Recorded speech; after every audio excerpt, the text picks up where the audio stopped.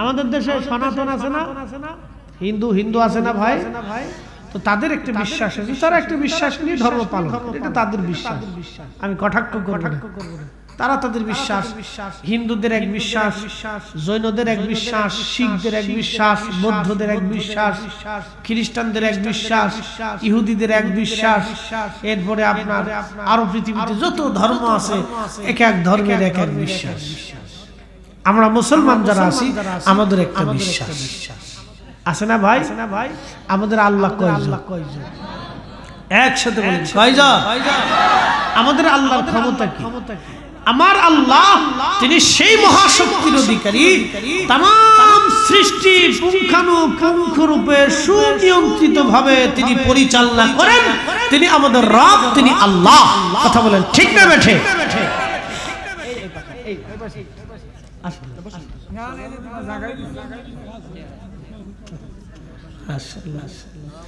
একটু জিকির করে লা ইলাহা লা ইলাহা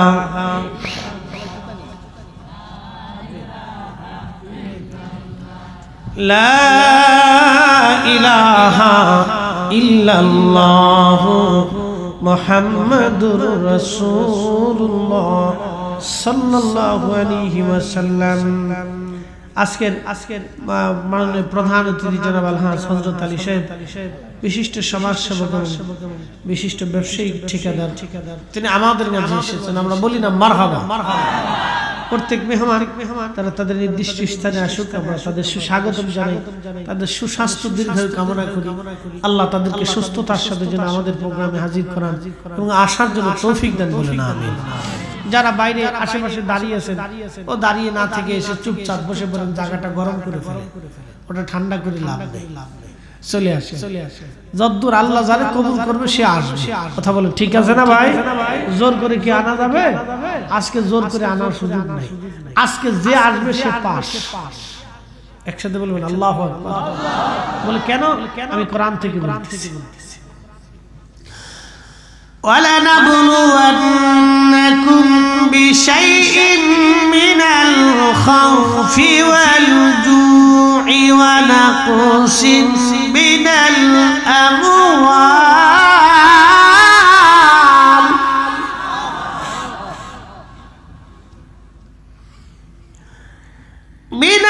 الْأَمْوَالِ وَالْأَنفُسِ وَالثَّمَرَاتِ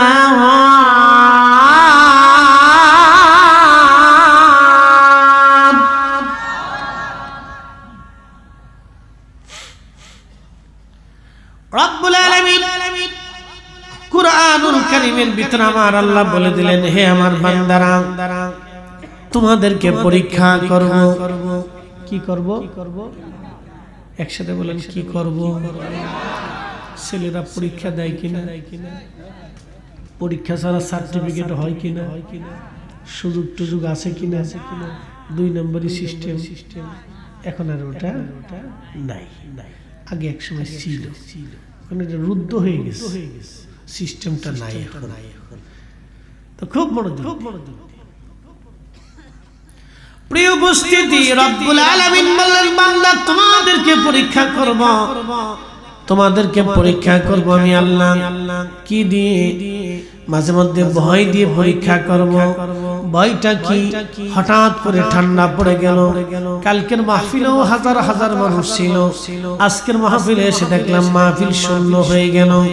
মানুষ ডরে মাহফিলের ভিতরে ঢুকতে চায় না। প্রচন্ড ঠান্ডায় চারপাশ দিয়ে ঘুরে আগুনের পাশে বসে আছে, ঘরের মধ্যে কম্বলের মধ্যে ঢুকে গেল, কিন্তু মাহফিলে তারা আসলো না। আল্লাহ বললেন, তোমাদেরকে ভয় দেখাই আমি পরীক্ষা করব এবং তোমাদের শস্য শ্যামল নষ্ট করব, অতিবৃষ্টি দিব, অনাবৃষ্টি দিব, খরা দিব, সাইক্লোন দিব, মহামারী দিব, প্রচন্ড শীত দিব, প্রচন্ড গরম দিব। এইগুলি তোমাদের জীবন কেড়ে নিব, আমি তোমাদেরকে পরীক্ষা করব। প্রিয় নবী আমার হাবিব আপনার উম্মতকে জানায় দেন, এই সময় কাদের জন্য সুসংবাদ হবে? ওয়াবাশশিরিস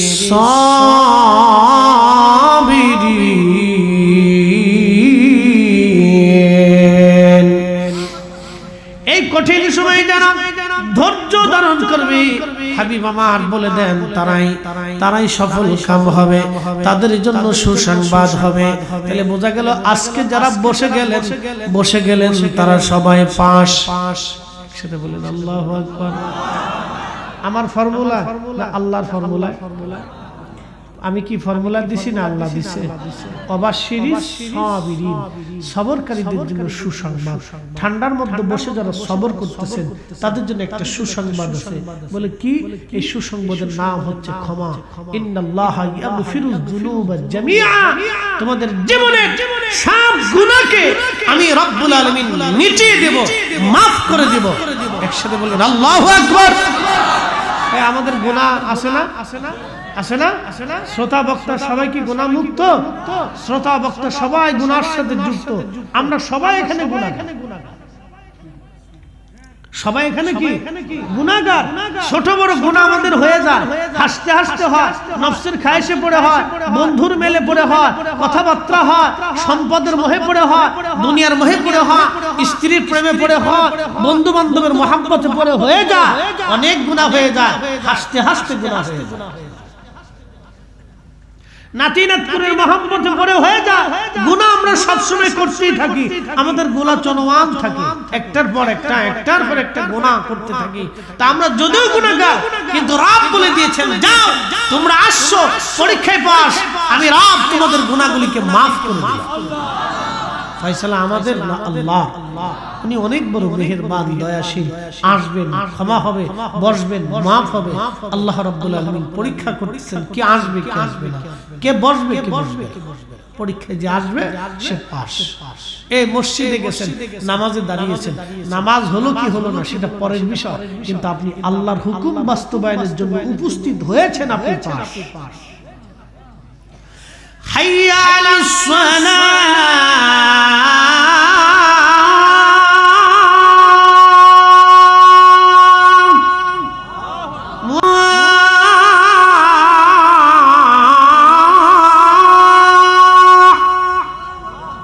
তোমরা কল্যাণের দিকে আসো, তোমরা উপকারিতার দিকে আসো, তোমরা ভালো কাজের দিকে আসো, সালাতের দিকে আসো। মুয়াজ্জিন যখন ডাক দিয়েছে আপনি তখনই ঘুরঘুর করে দোকান বন্ধ করে দিয়েছেন, ব্যবসা বন্ধ করে দিয়েছেন, আইছেন, এটাই পাস। একসাথে বলবেন মারহাবা। يا أيها الذين آمنوا إذا نودي للصلاة من يوم الجمعة فاسعوا إلى ذكر الله وذروا البيع।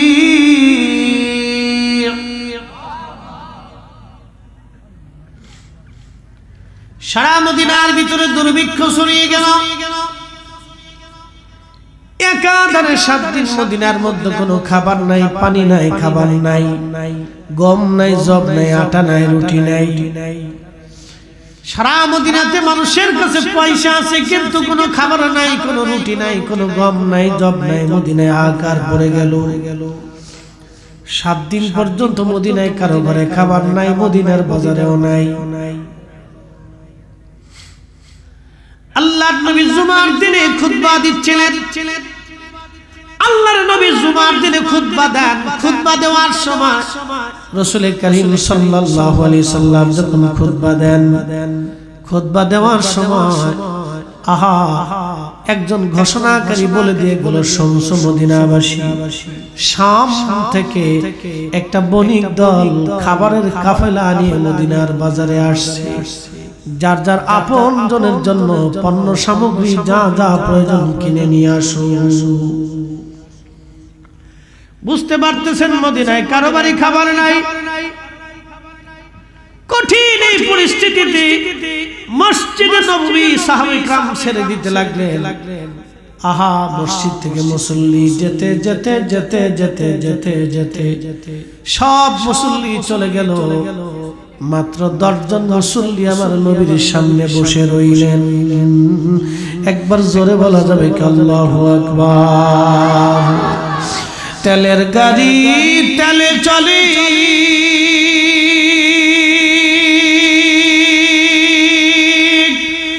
হাওয়ার গাড়ি হাওয়ায় উড়ে,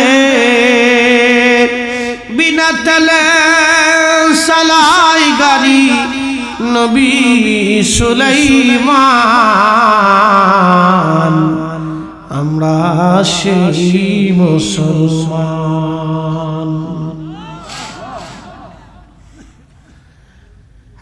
মাদারগঞ্জবাসী মেলান্দুর কোন থানায়? মেলান্দুর। ঠিক আছে। মেলান্দবাসী ফুলকুচাবাসী খুব মনোযোগ দিবেন। সমস্ত সাহাবী মসজিদ থেকে বের হয়ে চলে গেল। মাত্র 10 জন সাহাবী মসজিদের মধ্যে নবীর সামনে বসা। আল্লাহ নবী খুতবা শেষ করার পরে দেখলেন কোন সাহাবী নাই, মাত্র 10 জন সাহাবী বসে আছে। আল্লাহর হাবিবের সামনে বসা হযরত আবু বকর, প্রিয় নবী তখনই ঘোষণা দিলেন আবু বকর ফিল জান্নাতি। এরপরে ওমর বসা, ঘোষণা দিলেন ওমর ফিল জান্নাতি, উসমান ফিল জান্নাতি, আলী ফিল জান্নাতি, তালহা ফিল জান্নাতি, জুবায়ের ফিল জান্নাতি, আব্দুর রহমান ইবনে আউফ ফিল জান্নাতি, সাদ বিন আবি ওয়াক্কাস ফিল জান্নাতি, আবু উবাইদা ইবনে জাররাহ ফিল জান্নাতি, সাঈদ ইবনে জুবায়ের ফিল জান্নাতি। এইভাবে নবীজি 10 জন সাহাবীর নাম ঘোষণা দিলেন। এরা সবাই আল্লাহর জান্নাতি, সবাই খাবারের জন্য চলে গেছে, কিন্তু এরা রাসূলের দরজা ছেড়ে দেয় নাই, আল্লাহর ঘর মসজিদ ছেড়ে দেয় নাই। জুমার নামাজের জন্য তখনও তারা বসে আছে। আল্লাহর নবী বলেন এরা সবাই আল্লাহর জান্নাতি, জান্নাতি, জান্নাতি। একবার জোরে বলা যাবে আল্লাহু আকবার। পরীক্ষা পাস, জোরে বলেন পরীক্ষা পাস। সব চলে গেছে। 10 জন বসা। 10 সাহাবী।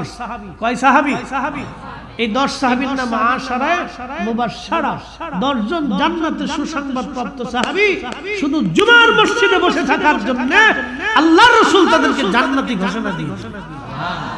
পরীক্ষা পাস, জোরে বলেন পরীক্ষা পাস। এই প্রচন্ড শীতের মধ্যে কে আসবে পরীক্ষায় পাস? কোটি মানুষ আসতে হবে না, যে আসবে সে পাস, যে বসবে সে পাস। কথা বলেন ঠিক না ঠিক? ফয়সালা কি আমাদের না আল্লাহ? আল্লাহর ফয়সালা, কোরআনের ফয়সালা, সে পাস হবে। এই জন্য সবাইকে আল্লাহ কবুল করবে, যাকে পছন্দ করবে সে আসবে। কথা ঠিক আছে না ভাই? আমরা এখন কার মেহমান? একসাথে বলতে হবে কার? আপনারা আমাদেরকে দাওয়াত করে আসছেন। আমার এই ভাই আমাকে দাওয়াত করছেন, বারবার ফোনে কথা বলছেন, ভাইটা দাওয়াত করে আনছেন। তো ভাই সর্বোচ্চ সম্মান দেওয়ার চেষ্টা করতেছেন। আমাকে বললো যে ভাইজান আমি এই আয়োজনের কোনো ত্রুটি করি, পাবলিক আসবে না আসবে সেটা আমার ফাংশন, ওটা আল্লাহর ইচ্ছা। আমি বললাম যে আল্লাহ যাকে কবুল করবে সে আসবে। আমাদের এখানে কোনো জোর করে আনার কোনো সুযোগ সিস্টেম নাই। আল্লাহ যাকে পছন্দ করবে সে আসবে। কথা ঠিক আছে না ভাই? তো আয়োজনের কোনো কমতি, সদিচ্ছারও কোনো কমতি। আমি মেহমান হিসেবে আসবো, আমার সমাদর আপনার কম করে দেয়, যথেষ্ট সমাদর করছে।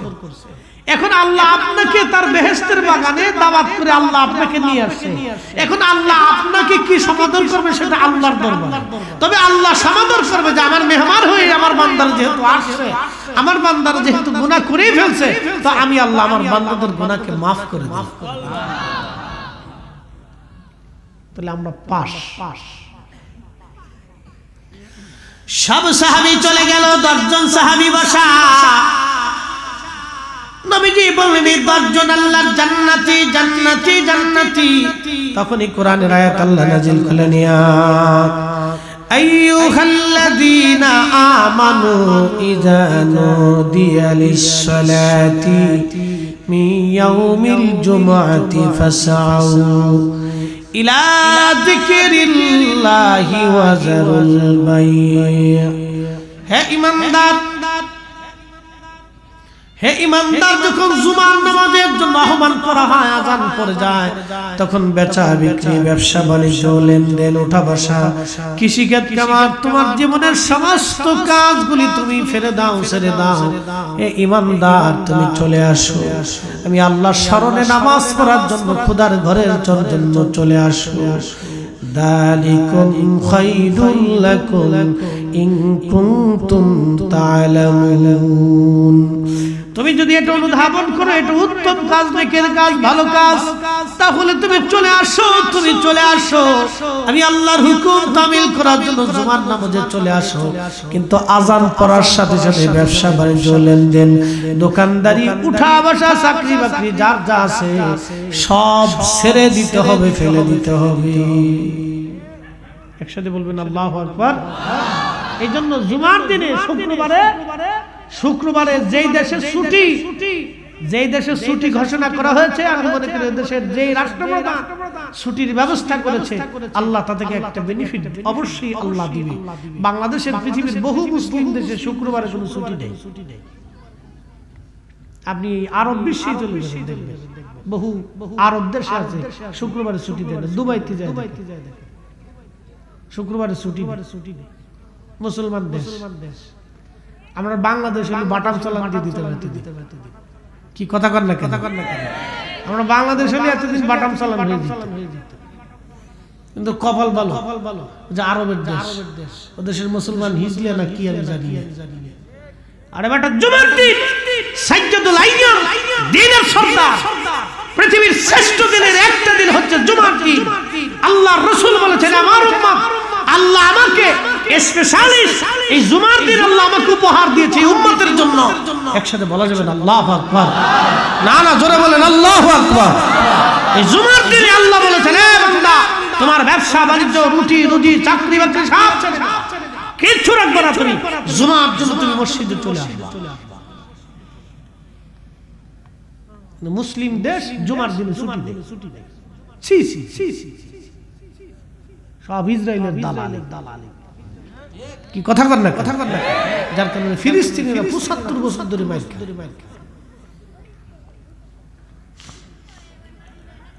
মুসলমান খুব ভালো করে কথাগুলি শুনে যাবেন।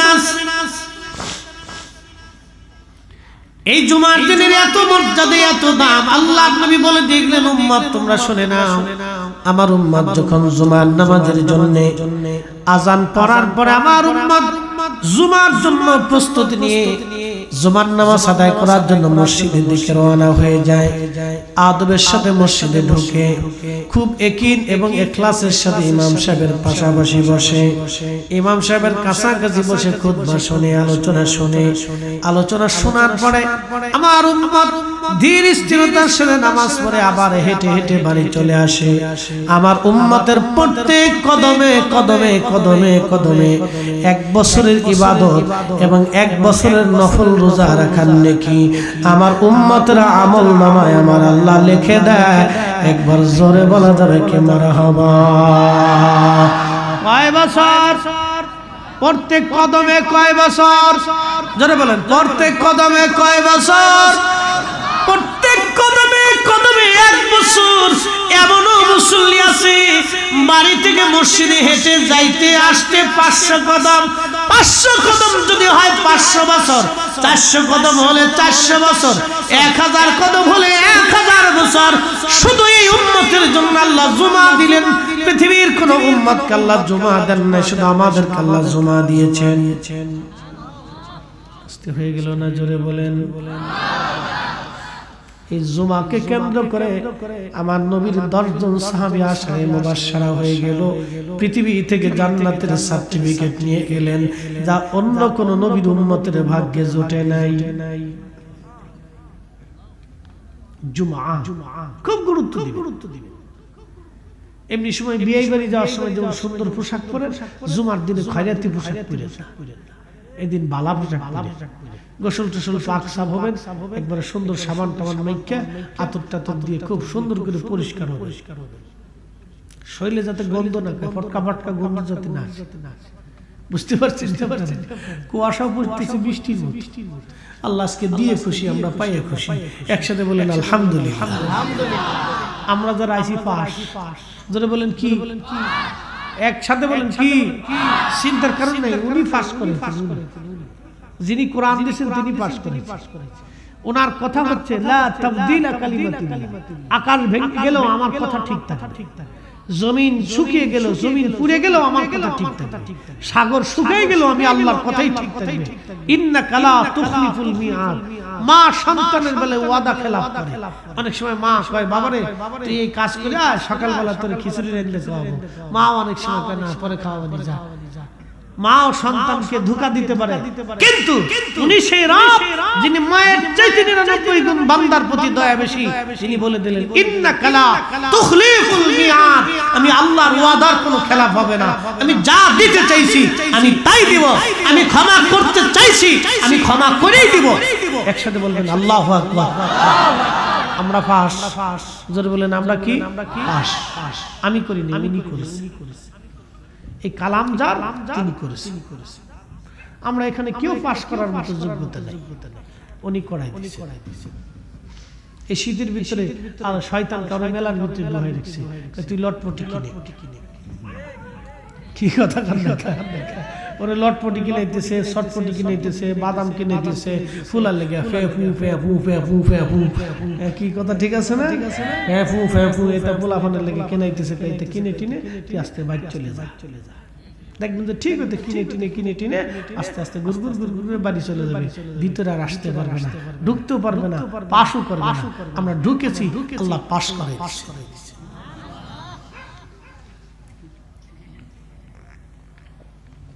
শয়তান এর উপরে বিজয় হয়েছে, কিন্তু আমাদের কাছে পরাস্ত হয়েছে। ইন্নাহু লাকুম আদুউম মুবিন, সে প্রকাশ্য দুশমন, আমাদের ক্ষতি করার জন্য আপ্রাণ চেষ্টা করছে। 9 লক্ষ বছর ইবাদত করে আল্লাহ যখন মানে বলে দিলেন আল্লাহ রাব্বুল আলামিন তাকে তাড়িয়ে দিলেন, দূর হয়ে যা, এই আজাজিল দূর হ, আমি আল্লাহর স্থানে তোর কোনো জায়গা হবে না। তোকে আমি কাফেরদের অন্তর্ভুক্ত করে দিলাম। শয়তান আল্লাহকে বলে ইয়া রব 9টা লক্ষ বছর তোমার ইবাদত করছি, একটা না, সিজদার পর সিজদা দিছি, হাজার হাজার শত শত বছর তোমার সিজদার মধ্যে পড়ে থাকছি, আমার কি কিছু দেবা না? আল্লাহ বলে কি চাস? বলে আল্লাহ 3টে জিনিস দিবা। রব্বুল আলামিন তুমি আমাকে 3টে জিনিস দিবা। আল্লাহ ডাক দিলেন শয়তান তুমি কি চাও? বলে 1 নাম্বার কিয়ামত পর্যন্ত হায়াত দিবা। আল্লাহ বললেন তা দিলাম। 2 নাম্বার तमाम পৃথিবীর তাসাররুফ করবে 1 সেকেন্ডে ক্ষমতা দিলাম দেবা। আল্লাহ বললেন তাও দিলাম। আর কি চাস? বলে রব্বুল আলামিন তোমার বান্দাদের শিরার ভিতর দিয়ে ঢুকে কালবের মধ্যে বসে বসে ধোঁকা দেওয়ার শক্তি দাও। আল্লাহ বলেন তাও দিলাম। কি করবি? বলে ও আল্লাহ তোর ইজ্জত জালালের কসম করি, তোমার বান্দারে ধোঁকা দিয়ে দিয়ে আমি তোমার বান্দারে গুনাহ করায় করায় জাহান্নামী বানাবো। আল্লাহ ডাক দে বলবে বান্দা শয়তান তুই আমার বান্দারে গুনাহ করাবি, আর আমার বান্দা ক্ষমা চাইতে দেরি হবে, আমি রব্বুল আলামিন ক্ষমা করতে দেরি করব না। একবার জোরে বলা যাবে কি মারহাবা। কখনো তোমাকে যদি ভুলি, হেদায়েতের আলো জ্বেলে নিও কাছে তুলি, ঠাই দিও প্রিয়তম, ওগো ঠাই দিও প্রিয়তম, ওগো মহিয়ান তুমি রহমান, তুমি মেহেরবান। অন্ধ গাহে না শুধু তোমারি গুণগান, বুঝে বুঝে না তবু শান, তুমি রহমান তুমি মেহেরবান।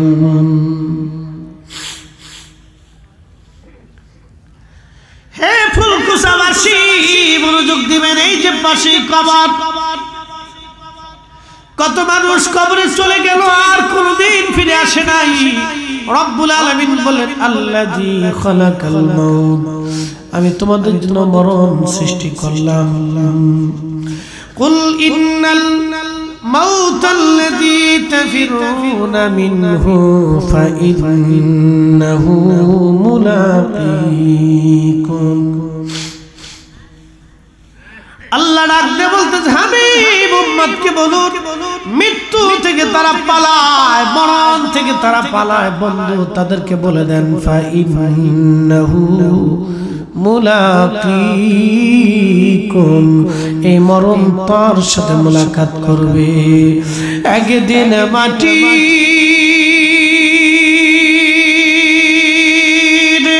ভিতরে হবে ঘরে, মন আমার কেন বান্ধ দালান ঘর। ফুলকুজাবাসী খুব মনোযোগ দিবেন। আজকে যদি আপনি মারা যান বাজান, অপ্রিয় দুটো সত্য কথা আপনাকে বলে দিয়ে যাই। আজকে আপনি যদি মারা যান, আপনাকে ঘর থেকে বের করে নিয়ে আসা হবে। ঘর থেকে বের করে আনার পরে আপনাকে একটা বিছানার চাদর দিয়ে অথবা আপনার গায়ের চাদর দিয়ে আপনার কাপড়ের উপরে শরীরের উপরে ঢেকে দেওয়া হবে। বন্ধু, ওই কাপড়ে ওই চাদরে কোনোদিনও আপনার স্ত্রী সন্তান আর ব্যবহার করবে না। চির সত্য বলতেছি, আমি মারা যাওয়ার পরে আমার এই চাদর দিয়ে যদি ঢেকে রাখা হয়, আমার বাচ্চারা জীবনে এই চাদর আর কোনোদিন ব্যবহার করবে না। বলবে আব্বার লাশের উপরে কাপড়টা ছিল, ওরা ভয় পাবে, ডরাবে। বাবারে লাশের উপরে যে কাপড় ছিল, এই কাপড়টা আমরা কেমনে গায়ে দিয়ে ভয় করে।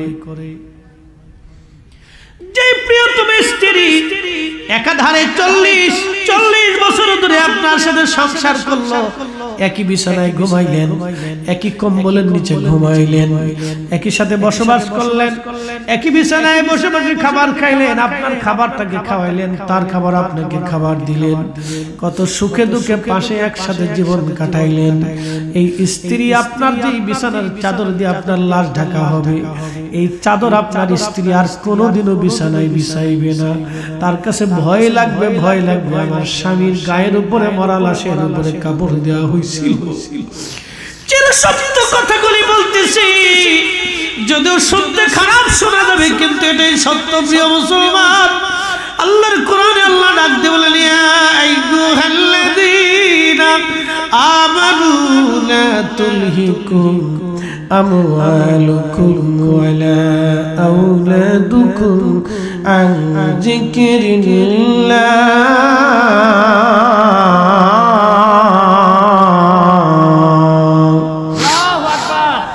জিন্দেগি তোর যাইরে ফাঁকি দিয়া রে সোনার জিন্দেগি তোর যাই ফাঁকি দিয়া। ও আদম রে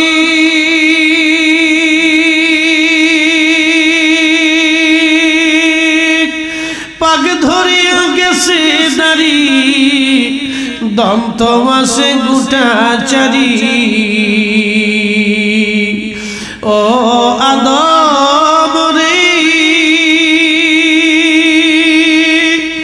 পাগ ধরিয়া গেছে দাড়ি, দন্ত মাসে গুটা চারি। সমন জারি গিয়াছে করিয়া রে সোনার জিন্দেগি তোর যাই ফাঁকি দিয়া। বন্ধু,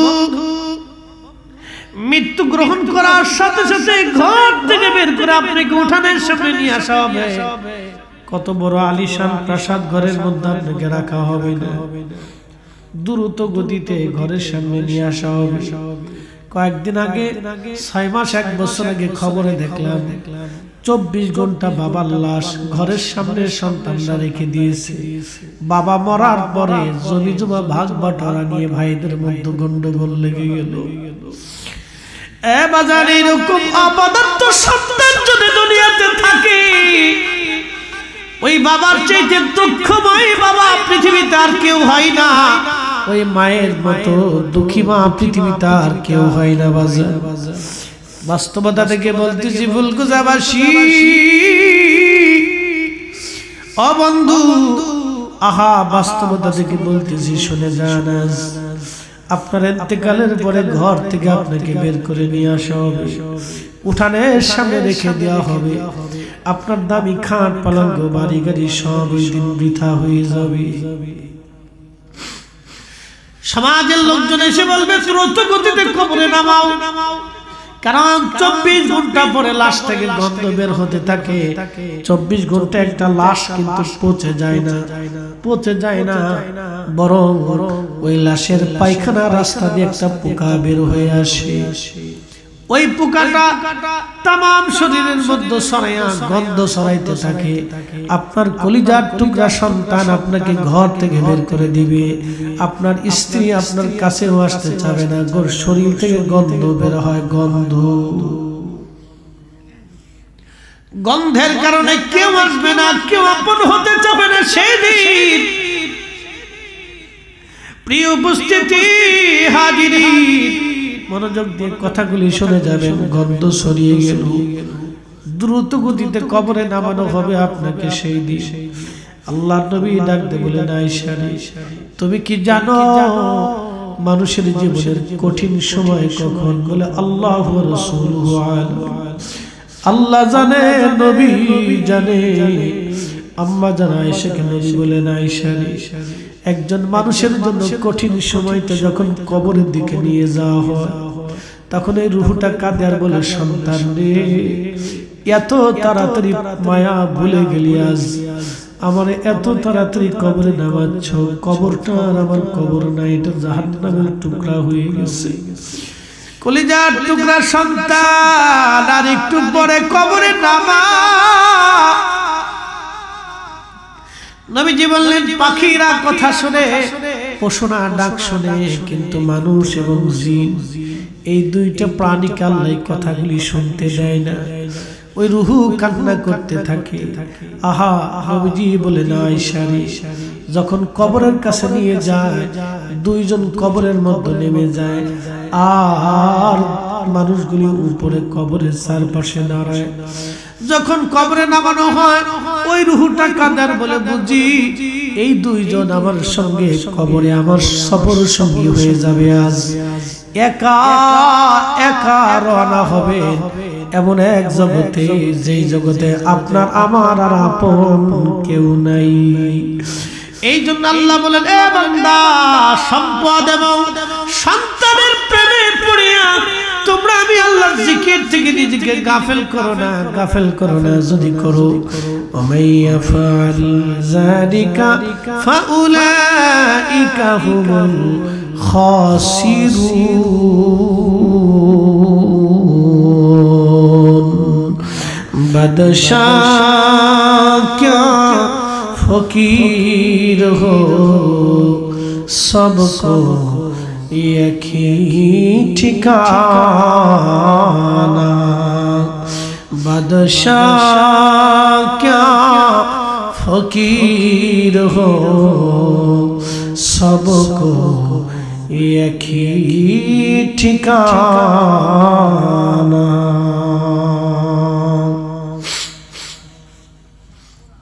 প্রিয় ফুলকুচাবাসী, মনোযোগ দেবেন। বড় কঠিন রুহু দেহটাকে যখন কবরে নামানো হয়, ওই দুইজন লোক কবর থেকে উঠে আসে। নবী বলেন, আয়েশা রে, তখন ওই রুহুটা কাঁদার বলে, বুঝছি আমার সঙ্গে আজ আর কেউ যাবে না, আমি একা হয়ে গেলাম। ওই রুহুটা কাঁপতে থাকে। সেই দিন নবীজি বললেন, কবরস্থ করে মাটির ভিতরে দাফন করে সব মানুষ চলে আসবে। কিন্তু আয়েশা রে, আমার উম্মতকে বইল, ও আমার সাহাবীরা, আমার উম্মতরা, তোমার ভাইকে কবরে রেখে তাড়াহুড়া করে কবর থেকে চলে এসো না, কবরের পাশে কিছু সময় দাঁড়াও। ইস্তাগফিরু লিআখিকুম, তোমরা তোমার ভাইয়ের কবরের পাশে দাঁড়ায় তার জন্য ইস্তিগফার করো, যাতে আল্লাহ তাকে মাফ করে দেয়। কিছু সময় পরে মুনকারে নাকির আসবে প্রশ্ন করার জন্য।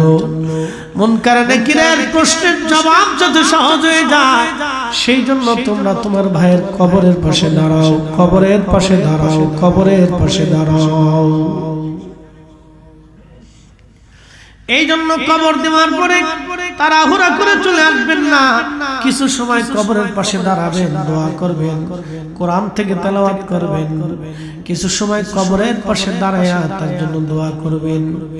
রাসূলের একজন সাহাবী তার নাম আব্দুল্লাহ জিল বাজাদাইন রাদিয়াল্লাহু আনহু, তিনি রাসূল করিমের এমন প্রেমিক সাহাবী ছিলেন, ধনাঢ্য বংশের সন্তান ছিলেন, দুনিয়াদারি সব ছেড়ে দিয়ে তিনি আল্লাহর নবীর কদমে এসে কালেমা পড়ে মুসলমান হয়ে গেলেন। কালেমা পড়ে যখন মুসলমান হলেন আব্দুল্লাহ জিল বাজাদাইন, মুসলিম হয়ে যাওয়ার পরে তার চাচা এসে বলল, আব্দুল্লাহ তুমি মুসলমান হয়ে গেছো, অতএব আমরা ইহুদি, তুমি মুসলমান, আমাদের গোত্রে তোমার কোনো জায়গা হবে না, তুমি চলে যাও নবী মুহাম্মাদের কাছে। কিন্তু আমি চাচা তোমাকে সমস্ত সম্পদ থেকে বঞ্চিত করলাম, একটা করিও সম্পদ তুমি কখনো পাবে না। আব্দুল্লাহ জিল বাজাদাইন ডাক দেখে, চাচা দুনিয়ার সব কিছু দিয়ে দিতে পারি, কিন্তু আমি যে কালেমা গ্রহণ করেছি চাচা গো, এই কালেমা আমি কোনোদিন দেব না। চাচা ডাক দিয়ে বলেন, আব্দুল্লাহ তাহলে তোমার পরনের জুব্বাখানা আমাদের টাকার কেনা, ওই জুব্বা দিয়ে দাও। আব্দুল্লাহ জিল বাজাদাইন ওই জুব্বাখানা খুলে দিলেন। জুব্বা খুলে দেওয়ার পরে চাচা ডাক দিয়ে বলে, আব্দুল্লাহ জুব্বা তো দিলা, কিন্তু তোমার পরনের লুঙ্গিটা আমাদের টাকা আনিতে গেথে রেখেছি প্রেমের মালা, ইয়া রাসূলুল্লাহ ইয়া হাবিবাল্লাহ, ইয়া রাসূলুল্লাহ ইয়া হাবিবাল্লাহ, ইয়া রাসূলুল্লাহ।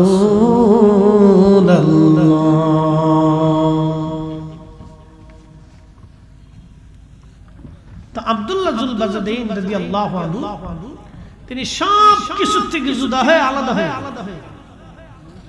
কয় টুকরা চাদর, একসাথে বলেন কয় টুকরা? 2 টুকরো চাদর, আর কিচ্ছু নেই। এই জন্য ওনারা সাহাবী।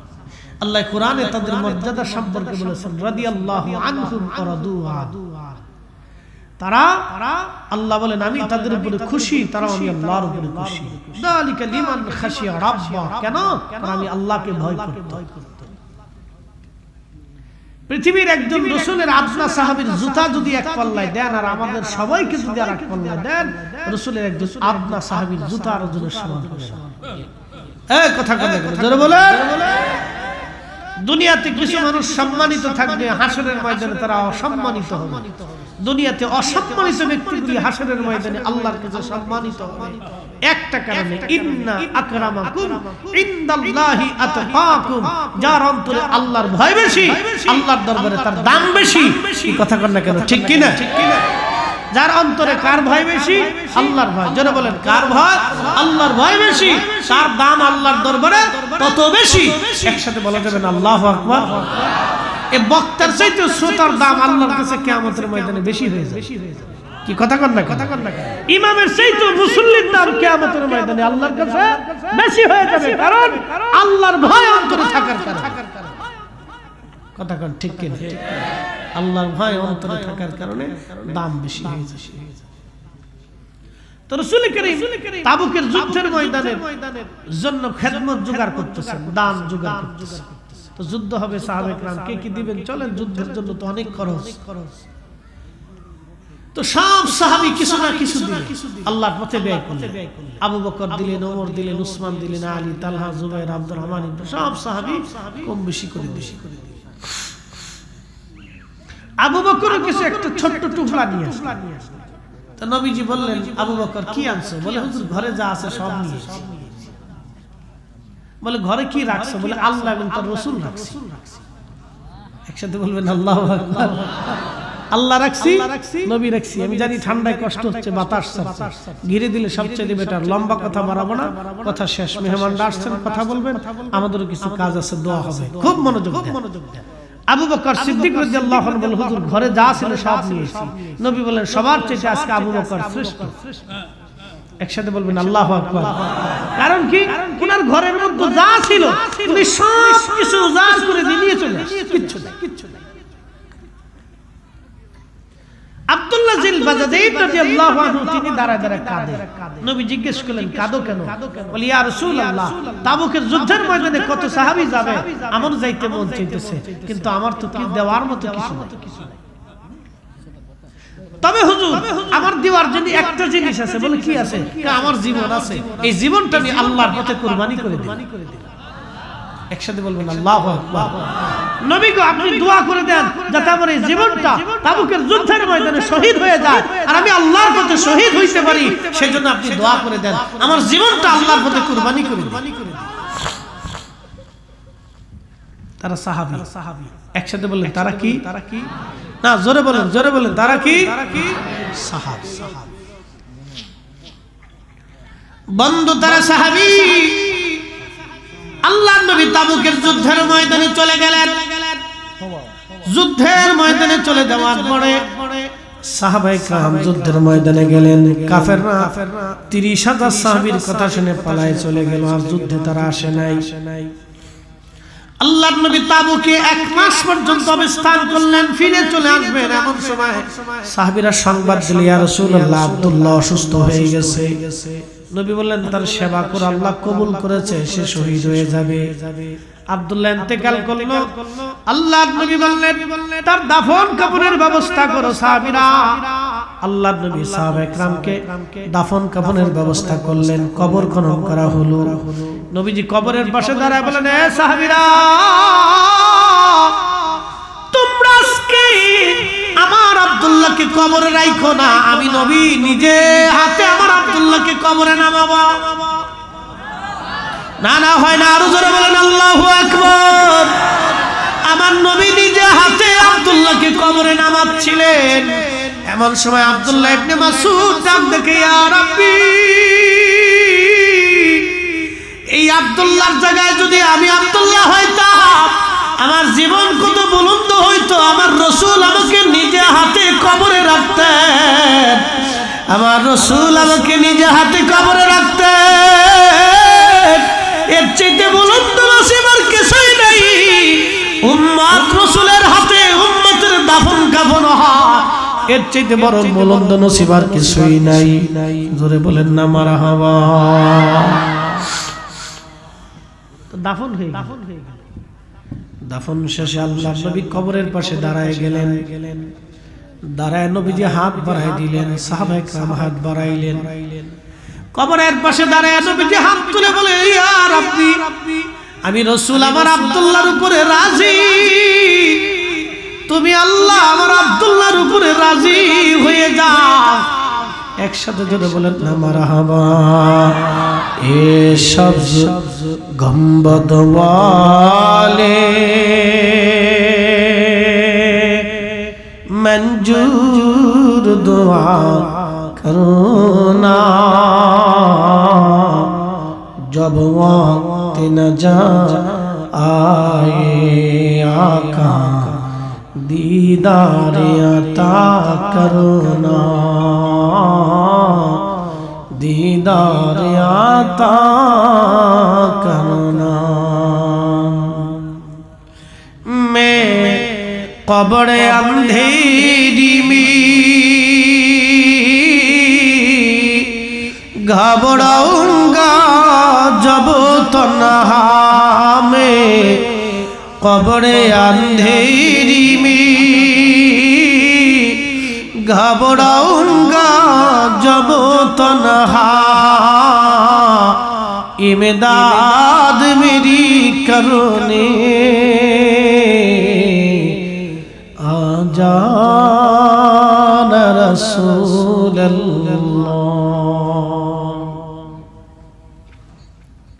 अल्लाह আমাদের প্রত্যেকের কবুল করুক বলে না আমিন। পাশেই গুরুস্থান, ঠিকানা এখানে সবার হবে আদর।